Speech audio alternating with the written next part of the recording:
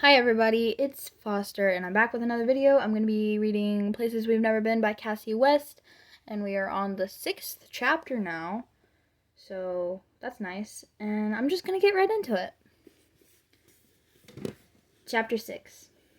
I pulled my thinnest t-shirt out of my suitcase, knowing today was going to be hot. When I did, a folded piece of paper fell to the floor.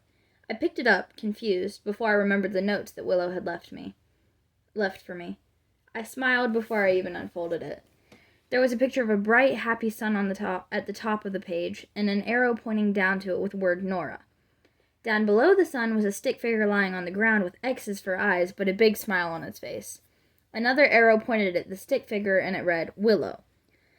I flipped it over, looking for the interpretation, but there were no other words. I took a pic of the drawing and texted it to Willow with the message, What the heck? I am not an artist, was her quick reply. Well, obviously, but what does it mean? It means you are my sunshine. Sunshine that kills you? But look, I died happy. I narrowed my eyes at the picture. This didn't seem like a good thing. Whatever, it was just a picture. Willow would not be happy if I overanalyzed a picture. I could hear Ezra snoring loudly on the lower bunk, his curtain still closed, but I smelled bacon cooking on the outside grill, so I assumed that's where my mom was.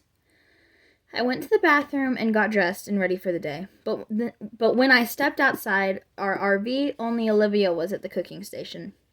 Good morning, Olivia said. Hi, good morning. Can I help with anything? You want to make a fruit salad? She asked. There are blueberries and strawberries in the ice chest over there, and here are some bananas. She handed me 4 bananas from the table beside where she was flipping bacon on the griddle. I took them and retrieved the other fruit as well, then went back to our RV for the large plastic bowl we kept in the cupboard. I used the indoor sink to wash the berries and cut up the bananas using a knife from the drawer. I grabbed a big spoon, then took the bowl and headed back out. I stepped down from our RV.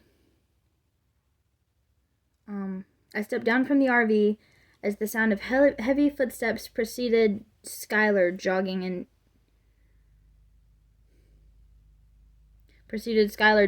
view. The neckline of his shirt was wet with sweat, as was his hairline. How was your run? Olivia asked him. Skylar ran now? With enough regularity to actually call it a run and do it while on vacation? I set the bowl on a picnic table we'd eaten at the night before. It was good. He kissed his mom's cheek. What can I do? Will you take over flipping the bacon so I can work on pancakes? Yes. He gave me a short nod in greeting, and I looked away, realizing I had been studying the new athletic version of Skylar. As Olivia began pouring the premixed batter into the hot pan next to the griddle, she glanced over at her shoulder. How's life, Nora? It's good. We're going to be seniors next year, so lots of new things to think about. College and career choices and, our entire future. Olivia laughed. Is that all? I dug through one of my bags by the table, looking for one of the bags by the table, looking for the paper plates and silverware. So, Seattle, she asked. Is that the plan? I hear you have a tour and an interview when we get there in a couple weeks. That's the dream. I had this hope that when I finally got to college and was surrounded by other artists and creatives, that I'd finally feel like I'd found my place. I'd be with my people. I'd feel the way I used to when I was around Skylar, before he'd grown out of it, apparently. Are you nervous? She asked. A little. I'm not great at thinking under pressure. Skylar gave me a sideways glance like he was surprised by the admission. He didn't get to pretend he knew me after agreeing. He didn't get to pretend to know me now after agreeing we weren't friends the night before. I'm sure you'll do just fine, she said. I feel prepared. Maybe you can get Skylar motivated. He's been talking about going back to California for college for years now, but he hasn't actually taken any steps to make that happen. Why would Skylar come to California for college? Had he kept in touch with other people from when he lived here? Maybe he had, or maybe he simply liked California. It obviously had nothing to do with me. Always trying to get rid of me, Mom, Skylar said. There was a smile in his voice, but his back was still to me. Good thing, because if he had looked, he would have seen my surprised face.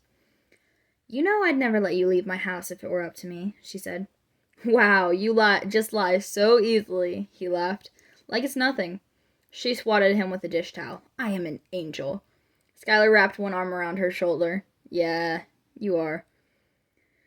An angel that likes to nag you about college, Olivia added a pancake to the stack she'd started on the plate and carried it over to the table. That would be cool if there really were angels assigned to that, I said. Maybe I'll request that job in heaven. Seriously, Nora? You want to nag people for an eternity? Skylar asked, eyebrows raised. Only if it's you. Because you're obsessed with me? That's one word for it. Olivia chuckled like we were teasing each other. We weren't. The bacon's done, Skylar said. I'm going to take a quick shower. Super quick, Olivia said. Breakfast is almost ready. 5 minutes, promise. She flicked him with a towel again as he jogged to their RV. You want to tell your family breakfast will be done soon? Olivia asked me. Yeah, of course. Is my mom not out here already? I haven't seen her yet. That was odd. She was usually an early riser. I went inside and pulled the curtains back to Ezra's lower bunk. Rise and shine, your highness, I said when he groaned. Breakfast. I knocked on the door at the back, which my mom had slid shut. Mom, breakfast. I'll be right out, she said. Her voice sounded off, thick with emotion, or maybe just sleep. Are you okay? I'm good. I waited inside while Ezra got ready, my back against the door, staring at my mom's closed slider. Ezra came out of the bathroom. What? He asked. I nodded toward the back room. Mom, I mouthed. What about her? Did you tell her you were moving out again or something? I whispered. No. Why? I don't know. Yesterday she was super sentimental, talking about how awesome I was, and today she's...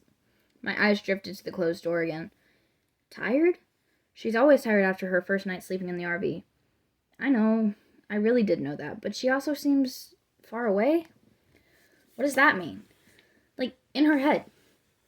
I haven't noticed that. And if you have, it's probably because with Olivia around, she's having all those long-lost memories of college life.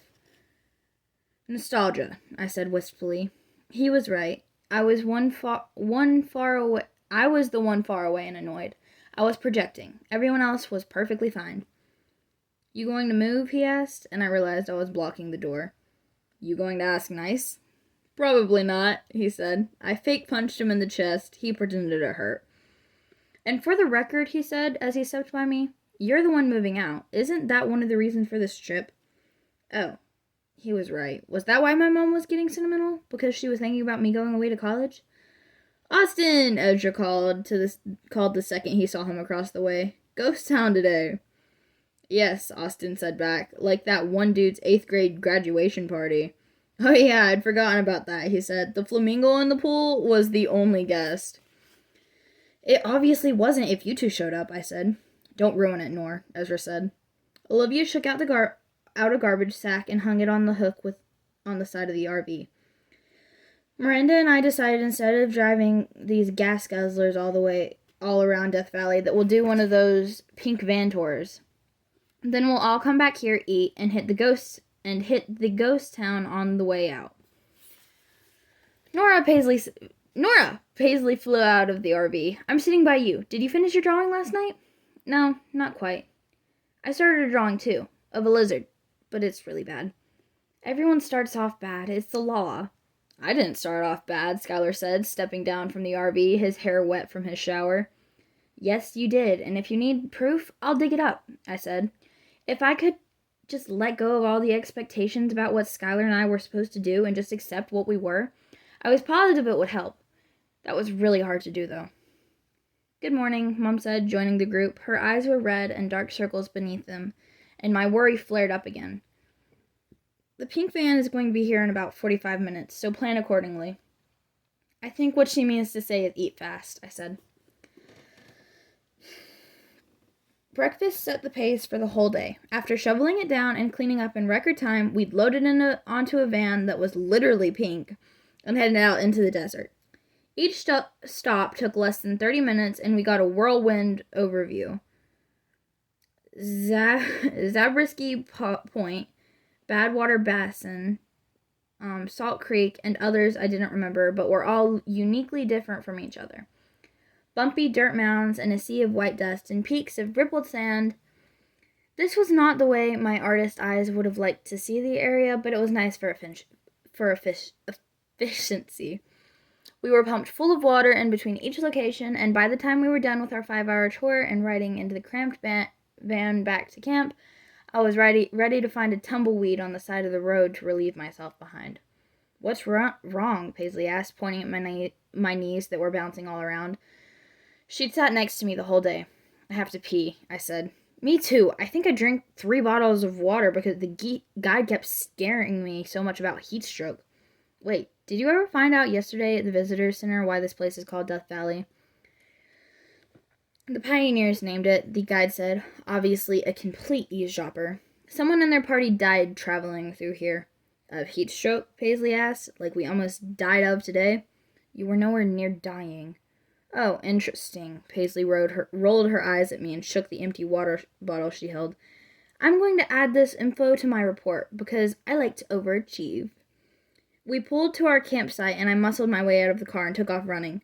"Nora!" Mom yelled. "The keys!" I turned and held out my hands. She tossed them to me and I caught them and ran the rest of the way to the RV.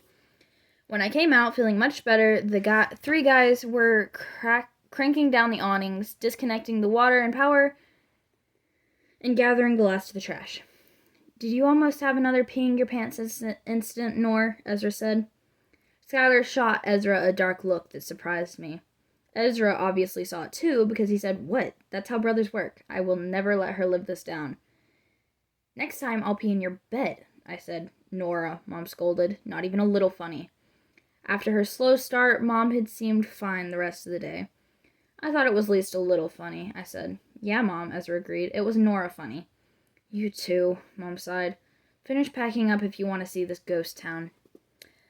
And that's the end of chapter, what chapter is it? Chapter 6. That's the end of chapter 6.